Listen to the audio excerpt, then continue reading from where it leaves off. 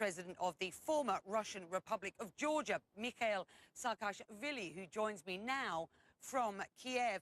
And sir, I want to get a sense from you of what the lessons that we might take from the Georgia situation in 2004 might be. And there is no doubt that the view of what is happening in Ukraine from the perspective of your own rather than troubled experience with Russia. Recently, you wrote that in Ukraine, Russia's goal is the same as in Georgia. I'm fully convinced that Putin is as eager to take over Kiev in 2014 as he was to take Tbilisi in 2008. If the West had reached or reacted properly to Georgia, Ukraine would never have happened. Do you really believe that? And if so, what do you think the West has learned, if anything, from what happened in your country? Well, I think first of all, Becky, I have full feeling of deja vu. And let's try to describe it in medical terms. When it happened in Georgia, the Russian invasion, the West prescribed us aspirin. And basically it was a cancer, and they prescribed aspirin. Then the cancer spread with its metastasis to Crimea. And then the West keeps saying, well, we exclude surgical option. It is too risky. But at least they should apply not aspirin but chemotherapy. And what chemotherapy means, they should switch off Russian oil and gas cash machine. The point is, of course, West will also feel, the rest of organisms will also feel the pain. But if you really want to cure the disease, it's not going away. Either you do real stuff, either you cure it, and you, by the way, get rid of this unhealthy habit of being dependent upon Russian gas, or, you know, Europe has 2 years supply of gas. Okay, well, yeah, I get your point. I get your point. Hold on, sir. I get your point. It's not, I was going to say, I get your point, and with respect, that's not going to happen, is it? Let's see what has happened and what might happen going forward. We've seen some actions, not really sanctions, but actions from the West. And now we're hearing more from NATO, for example. And I wonder if you might react to what we heard from the Secretary General there earlier today. He talked about the importance of countries like Georgia and Ukraine coming under the collective protection of NATO. This was the warning that NATO Secretary General had for Russia today. We will have more planes in the air, more ships on the water, and more readiness on the land. Necessary at this point, do you think?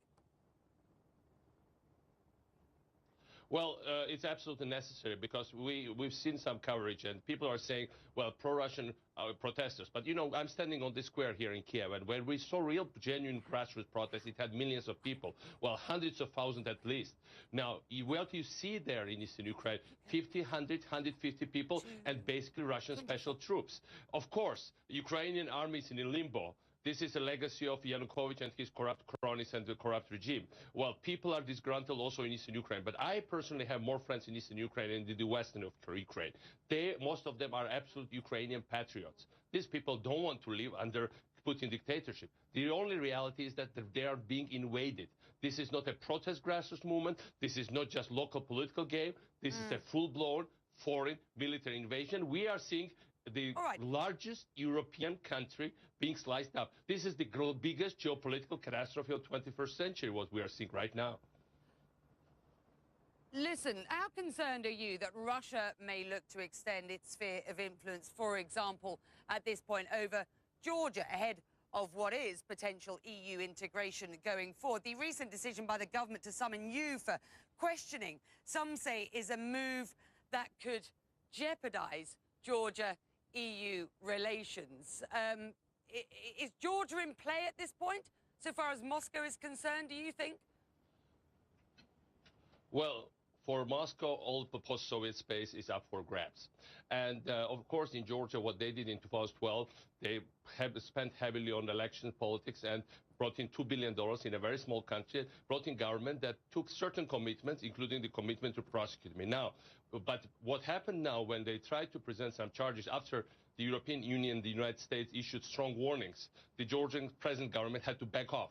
They basically stopped the case, and they stopped the case because it was empty, and it was basically based on what the Russians really wanted them to do. Now, having said that, one has to understand that the problem is that the way how Russia operates is through in the local corrupt cronies. And what really happened in Georgia and why Russia was so unhappy with developments in the past there was that Georgia really succeeded with reforms. When Georgia's success could not be denied even by Russian propaganda, then President Medvedev said, well, Georgia is too small and insignificant, so it doesn't really matter. The problem is that if Ukraine also succeeds after the recent events, if Ukraine, the largest country of events to which Russians can relate, can make the same kind of reforms, or at least partly the same kind of reforms which successfully Georgia implemented in terms of cracking down on corruption, in terms of consolidating state institutions, I mean, then Putin's power will be totally undermined. Yes, exactly.